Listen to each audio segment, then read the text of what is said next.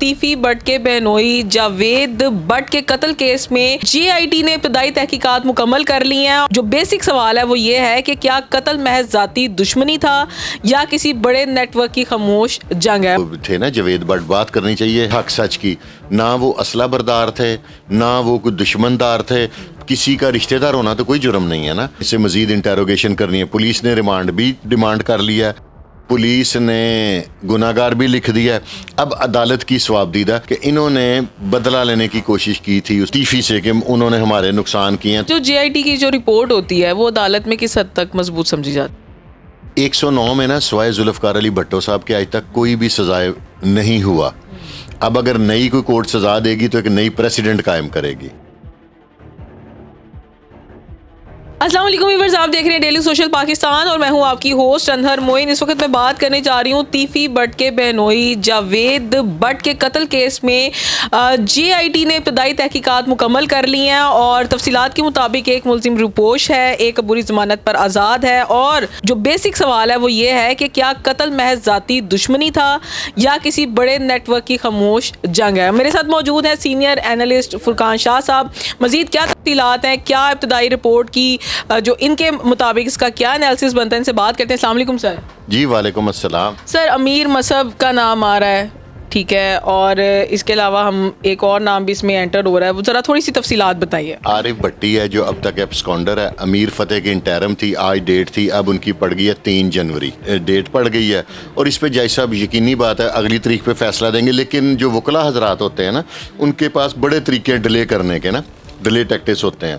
तो वो अगर वो डिले करना चाहेंगे तो 1-2 तरीके और ले लेंगे। अच्छा सर, तीफी बट का जो ख़ानदान है वो इस केस को किस कदर हसास हम देख सकते हैं इसे? वो पूरी इसको एक हसास तरीके से देख रहे हैं। उसकी वजह ये है कि उनका जो थे ना जावेद बट, बात करनी चाहिए हक सच की। ना वो असला बरदार थे, ना वो कोई दुश्मनदार थे। किसी का रिश्तेदार होना तो कोई जुर्म नहीं है ना। तो उनको इस वजह से उनकी फैमिली को थोड़ा सा रंजो गमो गुस्से में है। लेकिन वो सबका राइट है, जिसका मरेगा उसको गुस्सा भी आएगा, उसको रंज भी होगा। ये तो कोई चीज़ नहीं है बात। अच्छा, लेकिन सर देखा जाए ना कि जैसे ये भी कत्ल इसीलिए किया गया था जी, असरो रसूख, इलाका कंट्रोल, या जैसे वो एक होती है एक दादागिरी जो चल रही है। नहीं, उसमें ये था कि मेरी समझ के मुताबिक ना कि इन्होंने बदला लेने की कोशिश की थी उस तीफी से कि उन्होंने हमारे नुकसान किए हैं। तो वो इस वक्त एब्सकॉन्डर थे, मुल्क से बाहर थे तीफी बट।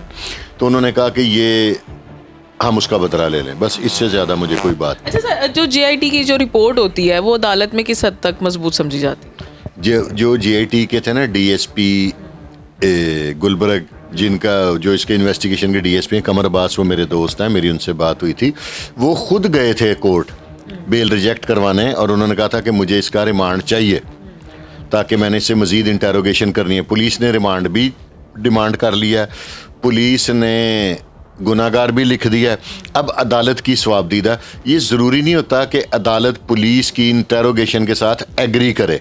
हाँ, ये कोर्ट ड्यूटी बाउंड नहीं है कि लेकिन सर जो मनसूबाबंदी अगर साबित हो जाती है, जो कानून के तहत अमीर मसहब और अमीर फतेह को किस नौयत की सज़ा हो सकती है? 109 में ना सवाए जुल्फ़कार अली भट्टो साहब के आज तक कोई भी सजाए नहीं हुआ। अब अगर नई कोई कोर्ट सजा देगी तो एक नई प्रेसिडेंट कायम करेगी।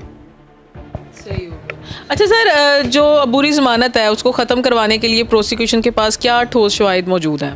अब सिर्फ डिले टैक्टिक्स हैं, शवाहिद होने की ज़रूरत नहीं है। जब पुलिस ने उनको लिख दिया ना गुनाहगार, तो अब बस वो बेल होगी। कोई एक तरीके, जैसे 3 तारीख मिल गई, आगे से फिर एक 2 दिनों की तारीख मिल सकती है, बस इतना की है, इससे ज़्यादा कुछ। अच्छा, जिस कदर इस वक्त अभी पुलिस स्ट्रॉन्ग हुई है और जितने भी इदारे हैं वो काफ़ी ज़्यादा एक्टिव नज़र आते हैं, जिसमें हमें नज़र आया एक बड़ा इनकाउंटर अभी पास्ट में, ठीक है, तो आप समझते हैं कि ये केसेस भी मंतकी अंजाम तक पहुँचेंगे या कोई दबाव आएगा? सीसीडी तक ये केस नहीं जाएगा, मेरा अपना अंदाज़ा है। मुझे पास कोई इन्फॉर्मेशन नहीं है, लेकिन कोर्ट से इसमें जो भी होगा। लेकिन इसमें तमाम मुल्ज़मान बर ज़मानत है। जो शूटर हैं वो भी ज़मानत पे हैं और अमीर मसहब जो हैं वो भी बेल कंफर्म हो गई है उनकी। अब अमीर फतेह रह गए हैं। इनके बाद वो आरिफ भट्टी जब कभी ट्रेस होगा तो वो भी, उसकी एक लास्ट टाइम एक लोकेशन किसी अफसर ने ली थी कि वो सादकाबाद साइड पे था, तो उसके बाद अभी तक उसकी लोकेशन दोबारा उस पर मेहनत हुई नहीं हुई, लेकिन वो भी अब प्रोसेस से गुजरना पड़ेगा उसे। कोई और बात है, नाम आप देखते हैं कि सामने आएंगे?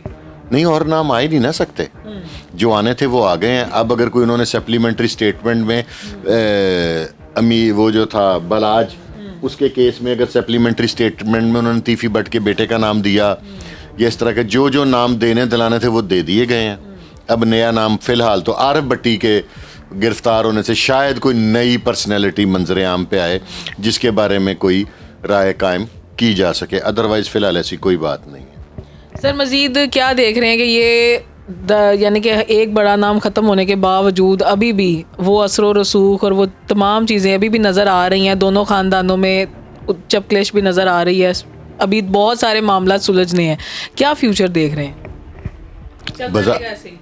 चलना तो नहीं चाहिए।